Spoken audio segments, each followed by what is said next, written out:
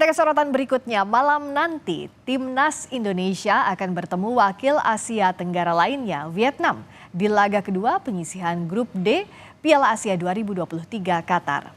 Laga ini akan menjadi penentu nasib Golden Star Warriors dan skuad Garuda.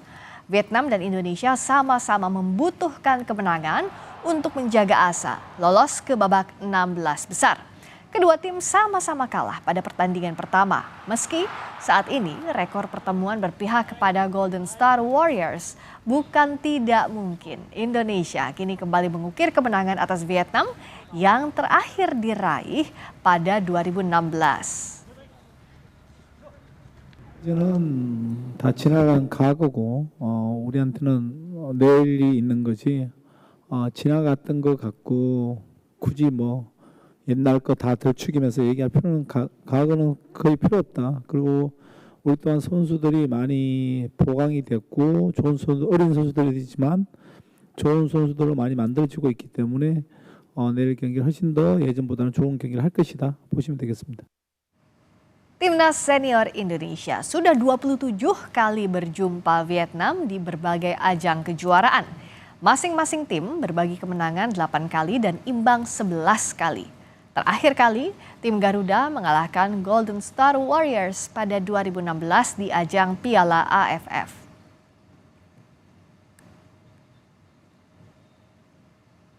Mengarungi Piala Asia 2023, tim Garuda didominasi pemain muda dan sejumlah pemain naturalisasi berpengalaman. Lini belakang akan dipimpin Jordi Amat, pemain Johor Darul Takzim yang memiliki 11 caps bersama timnas, sementara di barisan gelandang diisi Yaakob Sayuri yang punya 16 caps, lalu sebagai penggedor ada Witan Sulaiman, pemain berpengalaman yang memiliki 37 penampilan bersama timnas. Di Piala Asia 2023 di Qatar, Indonesia dan Vietnam tergabung di grup bersama Irak dan Jepang. Saat ini, Indonesia berada di dasar klasemen setelah kalah dari Irak di laga pembuka. Sementara Vietnam satu tingkat lebih baik meski kalah dari Jepang. Vietnam unggul dalam hal produktivitas gol.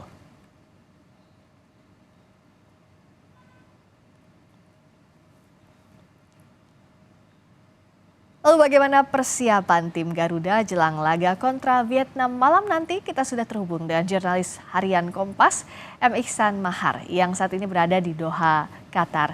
Selamat siang waktu Qatar, Mas Iksan.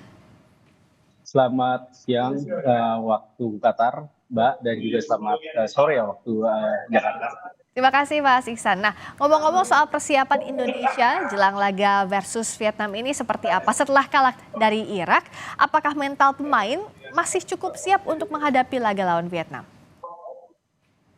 Kalau dikatakan melawan Vietnam itu kita sangat menggebu-gebu ya. Pemain ini kemarin sesi latihan kemarin yang resmi dan juga sehari setelah pertandingan itu langsung ada latihan yang dilakukan oleh pelatih Sintayong, dan bedanya di sini persiapan memang lebih agak sedikit berbeda dibanding melawan Irak karena sekarang mungkin dipengaruhi juga kondisi fisik yang terlalu berbahaya juga jika terlalu diforsir. Jadi relatif dalam 3 hari terakhir ini latihan dipadukan antara agak santai dan juga latihan intens pada sore hari. Jadi pagi itu pemain-pemain timnas diberi kebebasan oleh Coach Sintayong untuk melakukan aktivitas bebas gitu. Bahkan kemarin ada beberapa yang nge-mall lah yang di dekat hotel timnas, tapi sorenya mereka berlatih semua. Di satu sisi juga kondisi udara dingin di Qatar dalam 2 hari terakhir yang lebih berangin ini juga bakal jadi tantangan juga buat pemain timnas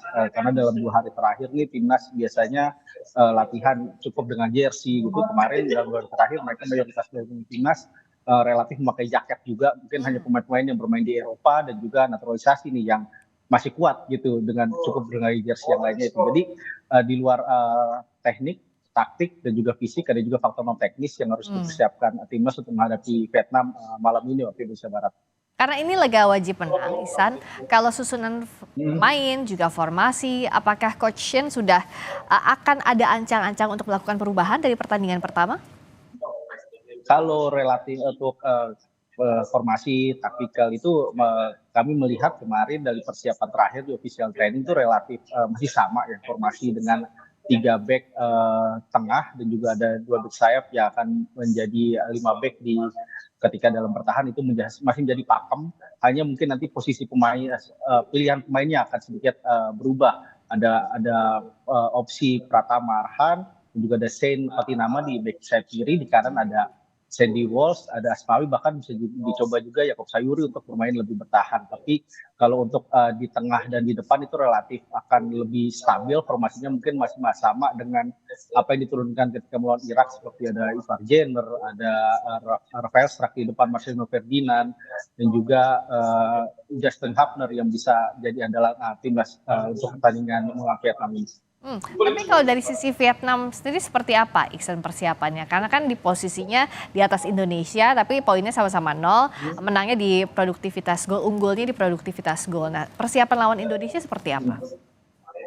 Nah, ini Vietnam sangat kalau dikatakan oleh pelatih Vietnam Philippe Rocher kemarin di press conference jelang laga itu, mereka menganggap bahwa Vietnam itu lebih unggul dibanding Indonesia. Dalam satu artian yang pertama mereka mencetak gol lebih banyak dibanding Indonesia saat melawan Jepang dengan 2 gol. Ditambah juga menurut Philip secara mental, secara taktik permainan timnya lebih baik dibanding Indonesia, meskipun dia tahu bahwa Indonesia juga adalah salah satu kekuatan besar dalam di kancah sepak bola Asia Tenggara. Jadi meskipun PD, tapi dia juga menganggap bahwa pemainnya nggak bisa lengah karena jadi dianggap melawan Vietnam ini adalah pertandingan final. Bahkan dia mengatakan bahwa laga Indonesia ini adalah final bukan hanya untuk lolos ke babak 16 besar, tapi juga final dalam arti Piala AFF, Piala Asia, bahkan juga di kancah SEA Games, dikatakan seperti itu. Jadi pemenang laga ini bisa diklaim sebagai rajanya Asia Tenggara lah. Nah, ini yang jadi pertaruhan untuk Indonesia atau Vietnam. Tapi yang jelas kalau dari bagaimana stamina permainan para pemain pemain timnas Vietnam dibandingkan dengan Indonesia, kalau yang Anda amati di sana, Iksan?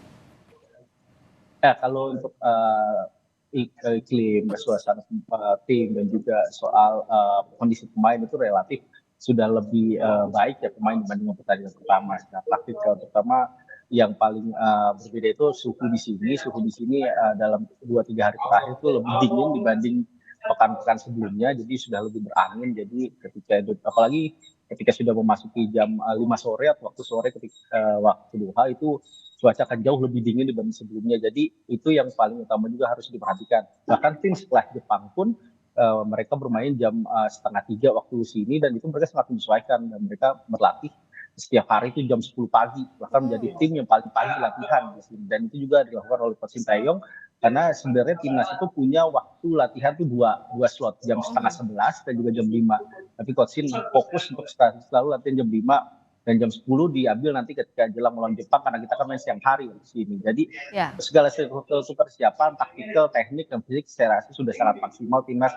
Hanya nanti di pertandingan nanti kita lihatlah kejutan apa dan juga hal-hal apa yang akan ditunjukkan oleh pemain yang mereka janjikan. Pertandingan nanti akan lebih baik dibandingkan laga melawan Irak. Karena sebenarnya yang ditunggu tuh selain kejutan juga keberuntungan ya. Karena kita waktu lawan Irak sudah habis-habisan, sekarang lawan Vietnam juga pasti sama. Nah, ini bolanya akan bergulir kemana, ke Indonesia atau Vietnam. Tapi kalau dukungan dari supporter timnas Indonesia gimana, Iksan? Wah, ini luar biasa ya kalau dukungan supporter Indonesia.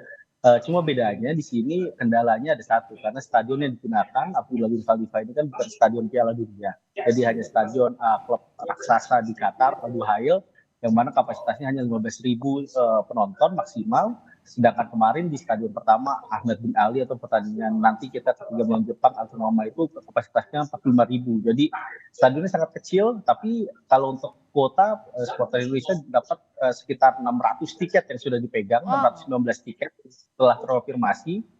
Itu lebih banyak dibandingkan melawan Irak kemarin yang hanya 140.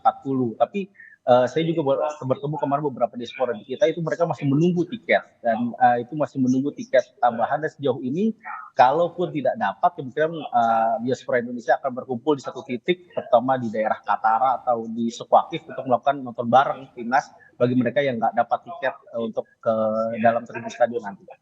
Mari kita dukung timnas Indonesia, semoga beruntung dan memiliki hasil maksimal. Harus menang lah, wajib menang ya melawan Vietnam Wajib agar menang, memudahkan harus lolos. langkah dan juga lolos ke fase berikutnya. Terima kasih Emik Bahar langsung dari Doha, Qatar.